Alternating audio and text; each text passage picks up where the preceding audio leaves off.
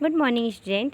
Last video में हम पढ़ रहे थे ज्योग्राफी का chapter 2 land soil water natural vegetation and wild life resources.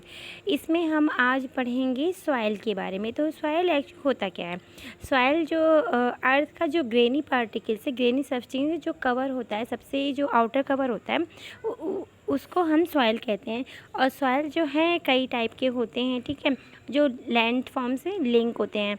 और सॉइल जो है इसमें अगर देखा जाएगा, अगर अलग अलग क्लासीफाई किया जाएगा तो ठीक है, तो इसमें ऑर्गेनिक मैटर होते हैं, मिनरल्स भी होते हैं, और इसमें वेदर्ड रॉक्स जो होते हैं, जो अर्थ पे पाए जाते हैं ना, वेदर रॉक, वो भी सॉइल में होते हैं। अब यहाँ पे एक वर्ड आता है वेदर्ड। वेदर रॉक क्या होते हैं? तो वेदर रॉक वो होते हैं कि जो जैसे कि रॉक्स हैं, ठीक है, और रॉक्स पे धूप से गर्मी भी पड़ रही है, उससे वो टूट रही है, बारिश हो रही है उससे टूट रही है। कभी कभी वहाँ पे अगर घास वगैरह है, जानवर सारी घास को खा लिए हैं उससे, और ह्यूमन की एक्टिविटी से क्या होती है, जो रॉक्स है वो टूटती रहती हैं धीरे धीरे, और समय के साथ वो क्या होते हैं, वो सॉइल में कन्वर्ट होती रहती हैं। तो ऐसी रॉक्स को क्या बोलते हैं? वेदर रॉक कहते हैं, ठीक है। ये सब जो है बहुत ही लंबे प्रोसेस से होती है, मीन्स ऐसा नहीं कि एक ही दिन में या फिर एक आध साल में। किसी भी रॉक को सॉइल में कन्वर्ट होने के लिए बहुत टाइम लगता है। और अगर क्या बोलते हैं, जो राइट अमाउंट में हम मिनरल्स और ऑर्गेनिक मैटर्स को सॉइल में अगर मिक्स करते हैं तो सॉइल जो है फर्टाइल हो जाती है। और हमको पता है कि फर्टाइल सॉइल जो है वो एग्रीकल्चर के लिए बहुत ज़्यादा यूज़फुल होती है। अब बात करते हैं लैंडस्लाइड। लैंडस्लाइड क्या होता है? लैंडस्लाइड होता है कि ब्रोकन डाउन ऑफ रॉक्स और अर्थ, ठीक है। तो मतलब जो अर्थ है, रॉक्स है, क्या है, उनका जो है एक ना स्लोप की तरह नीचे चला जाना। जैसे कि यहाँ आप देख रहे हैं फिगर, इसमें क्या हुआ है कि जो चट्टान है वो क्या है, बारिश से, कभी कभी बारिश से हो जाता है, कभी कभी अर्थक्वेक से हो जाता है, या फिर फ्लड यानी कि बाढ़ जैसा होता है। तो या फिर वॉल्केनो होते हैं, उसके एक्शन से क्या होता है कि जो ज़मीन का एक हिस्सा है वो नीचे धंस जाता है, सरक जाता है नीचे। तो पहाड़ों पे ये सारी चीज़ें बहुत ज़्यादा होती हैं। ये एक नेचुरल डिजास्टर है, ठीक है, यानी कि प्राकृतिक आपदा है। तो ये इसको कहते हैं लैंडस्लाइड। अब यहाँ पे एक केस स्टडी बताई गई है। तो सबसे पहले केस स्टडी क्या होता है? तो केस स्टडी होता है किसी चीज़ के बारे में रिसर्च करना, उसके बारे में पता लगाना, ठीक है, और देखना कि उन सारी चीज़ों से क्या फ़ायदा या क्या नुकसान हो रहा है। तो लैंडस्लाइड पे केस स्टडी है हिमाचल का एक किन्नौर जो डिस्ट्रिक्ट है, वहाँ पे एक गाँव है पंजी। तो पंजी में क्या हुआ है, वहाँ पे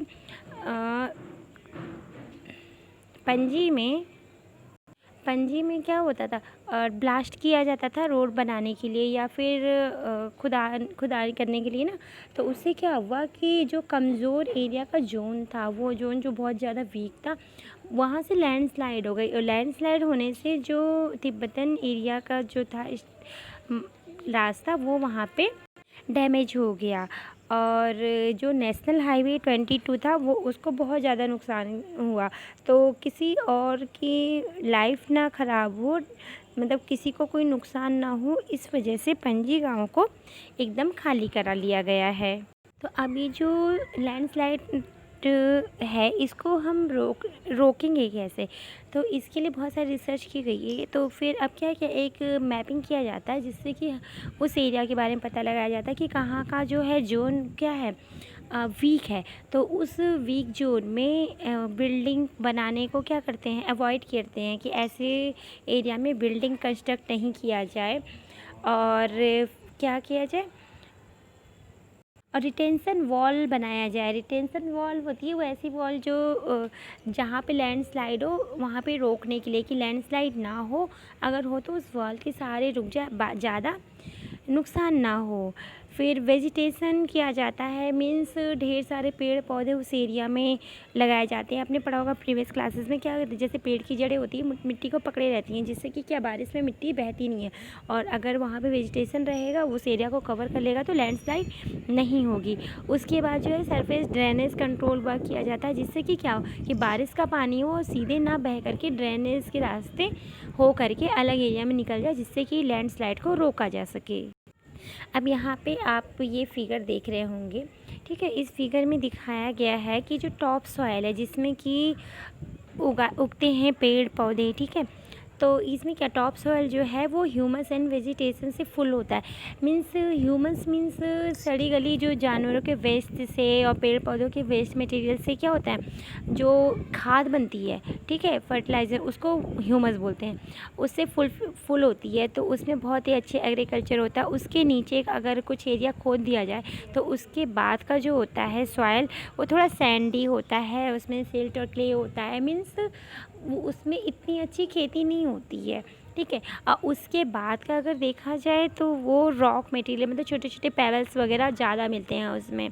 और सबसे नीचे जो होता है पेरेंट रॉक मीन्स जो चट्टान होती है ना, वो उसमें पाई जाती हैं। तो इस तरह से हम मिट्टी का सॉइल जो है उसका क्लासिफिकेशन कर सकते हैं, उनकी लेयर का। अब यहाँ पे बात करते हैं कि सॉइल का फॉर्मेशन कैसे होता है। तो सॉइल का फॉर्मेशन सबसे पहले पेरेंट रॉक होती है, ठीक है, जो कि क्या होती है, जिस पे धीरे धीरे वेदरिंग होती है कि मीन्स बारिश हो रही है और उसमें कुछ केमिकल चेंजेस हो रहे हैं, उसमें सन भी जा रहा है, तो इस सन की वो एनर्जी से वो एक्सपैंड हो रहा है, उसकी गर्मी से, हीट से।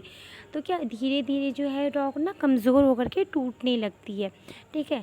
और टूट के क्या होता है कि धीरे धीरे ना वो आपस में टकराते रहते हैं, कभी पानी में बहने की वजह से तो कभी हवा से, इस तरह से ना वो धीरे धीरे घिसते रहते हैं। फिर उसमें जो फ्लोरा एंड फाना, जैसे कि चट्टानों में आपने देखा होगा हरी हरी जो घास उग जाती, लाइकेन वगैरह घास उग जाती, इनमें क्या होता है माइक्रो ऑर्गेनिज्म भी हो जाते हैं। तो इनसे धीरे धीरे ना वो डिके होने लगती है, फिर वो छोटे छोटे फॉर्म में कन्वर्ट होने लगती है और धीरे धीरे क्या होता है वो जो है सॉइल में कन्वर्ट होता है। तो इसमें क्या होता है बहुत ज़्यादा टाइम भी लगता है। और क्योंकि रॉक से सॉइल एक दिन में नहीं बनता, बहुत सारा टाइम लगता है, कई सालों का टाइम लगता है। फिर इसमें क्लाइमेट भी इसमें जो है हेल्प करता है कि टेम्परेचर है, रेनफॉल है, ये सारी चीज़ें हैं। फिर फ्लोरा फाना जो माइक्रो ऑर्गेनिज्म है, फ्लोरा फाना मीन्स अजीब जंतु और पेड़ पौधे, ठीक है, ये लोग, और जो बैक्टीरिया वगैरह होते हैं, ये सारे जो हैं ये भी हेल्प करते हैं, ठीक है। तो इस तरह से क्या होता है सॉइल का फॉर्मेशन होता है। इसके आगे बढ़ते हैं degradation of soil and conservation measures. अब सॉइल डिग्रेड कैसे होता है, उसमें इरोज़न कैसे होता है, ठीक है। तो इसमें एक तो सबसे पहले क्या होता है, जब अगर देखा जाए बारिश होती है तो बारिश में क्या होता है, बारिश खाली खुद तो बहती नहीं, आप कभी देखिएगा जब बारिश का पानी जाता है खेतों से होके, तो बारिश का पानी वाइट नहीं होता है, वो थोड़ा सा ब्राउन ब्राउन सा मटमैला टाइप का होता है। तो उससे उसमें क्या पता चलता है कि जो खेतों की मिट्टी है ना उसके साथ बह जाती है। तो इसलिए ऊपर की लेयर तो बह गई, तो जो फर्टाइल लेयर है वो बह जाती है, तो उससे एग्रीकल्चर अच्छा नहीं होता है, ठीक है। और इसके बाद हवा जो होती है, हवा से भी जैसे सूखा है तो हवा से भी मिट्टी उड़ती रहती है। इसके बाद कुछ ह्यूमन की वजह से होता है, कुछ नेचुरल फैक्टर होता है सॉइल डिग्रेडेशन के लिए। अब जैसे कि पेड़ काट दिए, ठीक है, पेड़ ने पकड़ के रखा हुआ है, पेड़ सारे काट दिए, अब सॉइल जो है धीरे धीरे वो क्या हो गई, इरोज़न उसमें बढ़ गया। या फिर कोई ग्रास एरिया है, ठीक है, उसको जो जानवर हैं ओवर ग्रेजिंग कर रहे हैं, मतलब बहुत ज़्यादा वहाँ का घास खा खा के उन्होंने ख़त्म कर दिया। तो क्या होगा, जब घास ही नहीं रहेगी तो जाहिर सी बात है कि मिट्टी जो है वो बहने लगेगी।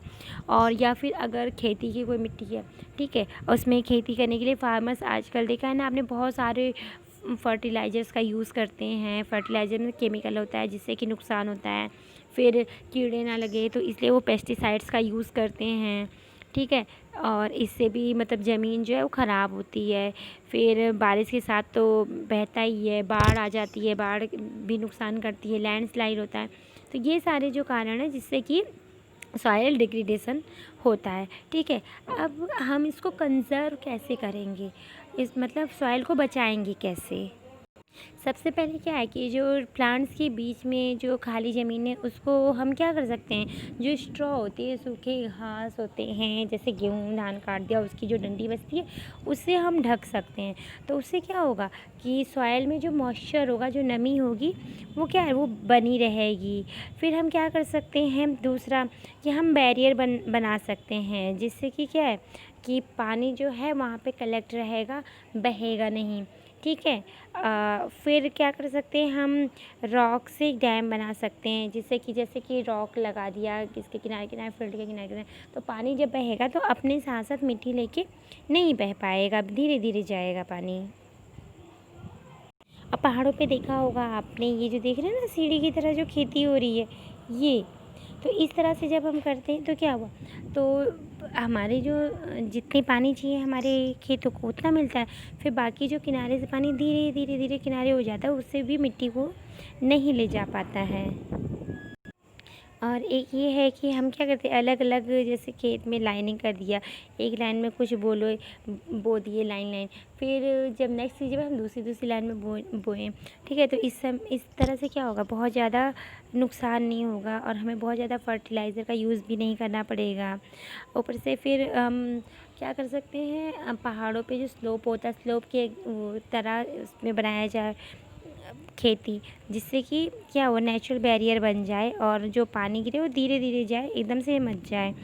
फिर हम क्या कर सकते हैं, जो ड्राई और कोस्टल रीजन में और ड्राई रीजन है वहाँ पे ढेर सारे पेड़ लगा दें, जिससे कि जो वहाँ हवा चले, तो हवा जो है पेड़ों से मतलब एक तरह से रुक जाए, बैरियर बन जाए, और जिससे कि क्या वो कि हवा डायरेक्ट सॉइल पे नहीं जाएगी, तो सॉइल उसके साथ उड़ेगी नहीं। नेक्स्ट टॉपिक है हमारा वाटर, तो इसको हम नेक्स्ट वीडियो में पढ़ेंगे। Okay, thank you.